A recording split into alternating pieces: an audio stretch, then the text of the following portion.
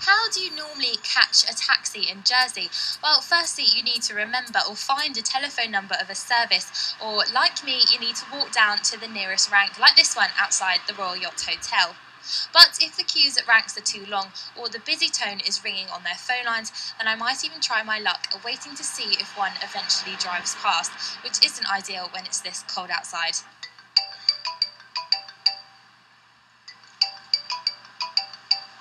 Well, nearly a year ago, 2 app creators in Jersey decided to see if there was a new way to get a taxi. So my taxi's arrived and I'm jumping inside to speak to those creators. Can I have both your names to begin with? Fred Meyer. Cyril Bachelet. Can you explain the app to me? I'm out for dinner and I need a taxi home.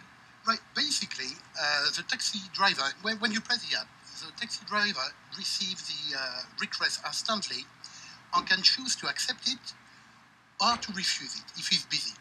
If he refuses it, then the system will look for the next available nearest driver.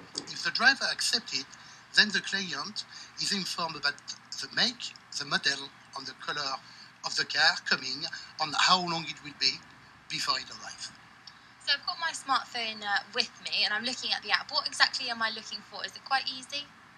Yeah, it's very easy to do. Effectively, it's just one button on the main screen. You just press that button. You get actually asked if you have any special requirements, and then if yes, then you press yes if you want a child seat or disabled car, and then confirm your request, and that's all you got to do. So can anyone download the app?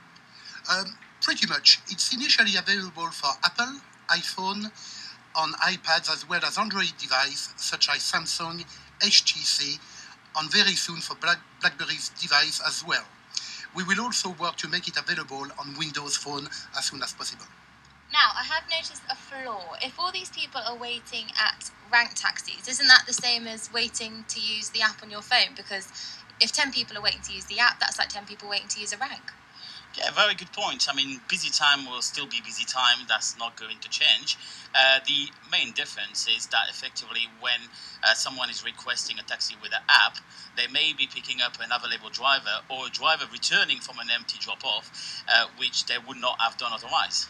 Now, you mentioned the driver then. How does it work for the driver? Because there's 2 separate apps, aren't there? There's one for the drivers and one for passengers. So how does the drivers one work, and how do you decide which drivers get the app? Well, the driver's got a smartphone with the app as well, and essentially just basically when a request comes in, it just beeps on the phone and shows the request address and the locations, and then the driver, obviously, if available, can choose to pick it up, to accept it, and then from then on, obviously, it knows where the client is and can just drive to that destination. It's also got like a little map, hasn't it? So you can actually almost trace where your car is and how far away, and if you've got a chance to run back and get another drink and those kind of things. Absolutely, yeah. It's got a map on it, and effectively just the client actually sees where the driver is compared to where they are, and the same thing for the driver as well, sees where the client is and how far they are. How is the driver paid then? You don't really need to have cash on you, do you? It's either by cash as normal or by taxi card, which is a prepaid account that does not cost the driver or the client any commission or fees. See, that sounds good to me because I'm forever saying to the driver, wait there, let me run in the house and get some extra money. What are the other benefits of the app? Well, benefits aside of obviously being able to get a taxi that you may have to wait for, or you may just be in a location where there is no taxi, so effectively you're going to have to walk to a location where the taxi, or you're going to have to call for taxi, then the app is going to actually look out for a taxi that may just happen to be in the area, which is the whole idea. As well as that, there's a little feature inside the app for the clients, which give you a load of information about Jersey as well.